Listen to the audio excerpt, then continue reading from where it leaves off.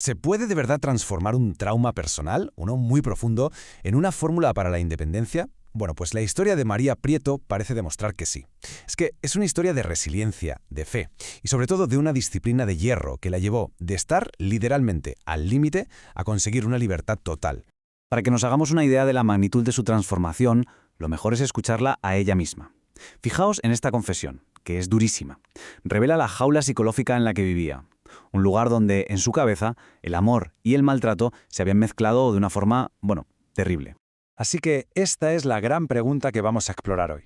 Siguiendo el camino de María, vamos a ir descubriendo los pasos, las decisiones clave y, sobre todo, los cambios de mentalidad que hacen que las cicatrices se conviertan en fortaleza y la dependencia en libertad de la de verdad. Venga, pues vamos a empezar por el principio, la fuga. Pero, ojo, esto no es solo una huida física, es el primer paso y seguramente el más difícil para romper un ciclo de violencia que se había estado repitiendo pues toda su vida. Y es que este patrón no salió de la nada, claro. Empezó ya en su infancia, con una madre que, de alguna manera, asociaba la violencia con el amor. Esto la llevó, casi sin darse cuenta, a una relación de maltrato con solo 18 años. Imaginaos la situación, aislada, controlada, sin un céntimo.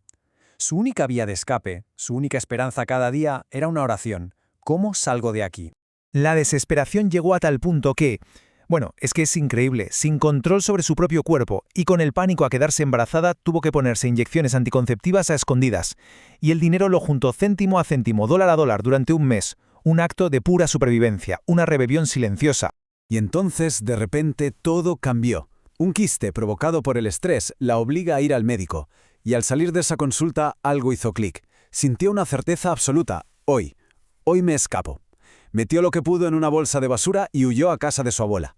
Y aquí viene lo increíble, solo 5 días después, le llega un email de la Embajada de Estados Unidos. Tenía una cita para el día siguiente. 15 días más tarde estaba aterrizando en Estados Unidos como residente. Casi un milagro. Pero claro, escapar de la jaula era solo el principio. Porque la libertad física no te da de la noche a la mañana ni libertad económica ni mental. Ahora, sola en un país nuevo, empezaba otra batalla, una completamente nueva, la de la supervivencia. Al llegar a Estados Unidos, para poder mantenerse, para simplemente salir adelante, tuvo que aceptar no 1 ni 2 trabajos. Tuvo 5 trabajos a la vez. El número ya por sí solo nos da una idea del nivel de agotamiento y de una determinación que es casi sobrehumana. Su día a día era una auténtica locura. Empujaba sillas de ruedas en el aeropuerto, luego repartía comida con Uber Eats, después trabajaba de niñera, también vendía gafas de sol. Y por si todo eso fuera poco, sacaba tiempo para estudiar aviación. Es una ironía brutal, ¿verdad? Estudiando para volar, para ser libre, mientras aquí en tierra se sentía más atrapada que nunca por la pura necesidad económica. Y a pesar de ese esfuerzo inhumano de trabajar sin parar, llegó un punto en el que el saldo de su cuenta bancaria era $33, en negativo. Ese fue el golpe de realidad definitivo. Ahí se dio cuenta de que trabajar más y más duro no era la solución. Necesitaba otra cosa. Una estrategia totalmente diferente. Y justo de ese momento de tocar fondo nació su primer gran principio. Creó lo que ella llama la bolsita mágica. Era básicamente una cuenta de ahorros sagrada, dedicada a un sueño. La regla era simple, pero inquebrantable: ahorrar el 30% de todo lo que ganaba para invertirlo en algo que le generara más dinero. Pero lo más importante era la mentalidad. Esa bolsita no se tocaba nunca para emergencias. Si surgía un imprevisto, la pregunta no era ¿de dónde saco el dinero?, sino ¿qué más tengo que hacer para solucionarlo? Vale, ya tenía la disciplina financiera en marcha, pero se dio cuenta de que el dinero era solo una parte de la historia. El cambio de verdad, el de fuera, solo podía llegar si había una transformación interna muy profunda. Así que se centró en 3 pilares: su cuerpo, su mente y su fe. Esta es una de sus ideas más potentes.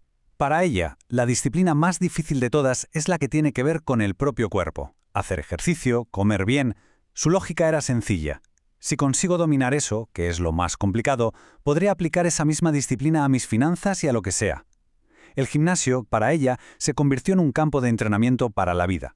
Y este fue el cambio de chip, el cambio psicológico clave. Pasó de tener una mentalidad de excusa, de pensar que otros tenían suerte o ventajas, a una mentalidad de acción.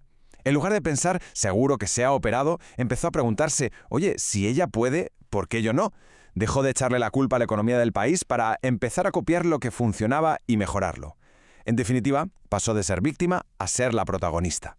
Y todo este aprendizaje acabó cristalizando en lo que ella llama su fórmula 3D. Es muy sencilla. Primero, Dios, que para ella es la base de fe que hace posible lo imposible. Segundo, disciplina, el motor para cambiar de verdad los hábitos y construir un futuro nuevo. Y por último, dinero, que es la herramienta para la libertad. Pero ojo, no es el punto de partida, es el resultado de aplicar los otros dos principios. Y así, con todo esto, llegamos a la culminación de su viaje. Vamos a ver cómo toda esta lucha redefinió por completo lo que significa para ella la libertad financiera y cómo eso se ha convertido en su misión hoy en día, enseñárselo a otras mujeres. Y aquí está, para mí, la clave de todo su mensaje.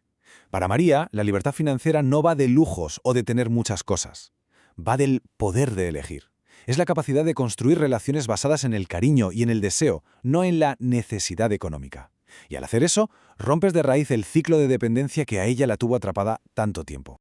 Con su experiencia, ella hace una distinción muy interesante entre ese empoderamiento que se ve mucho por redes sociales, que a menudo dice es una fachada que esconde una herida sin sanar, y el empoderamiento real.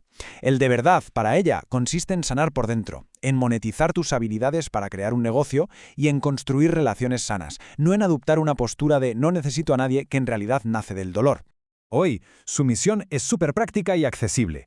Enseña a otras mujeres a usar el móvil, esa herramienta que todo el mundo lleva en el bolsillo, no para conseguir likes, sino para construir negocios desde casa. Les da las herramientas para que generen sus propios ingresos sin tener que sacrificar sus valores o su bienestar.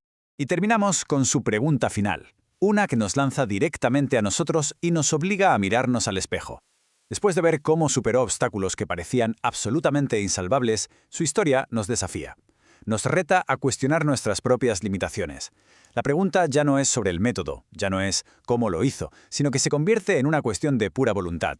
¿Y por qué no?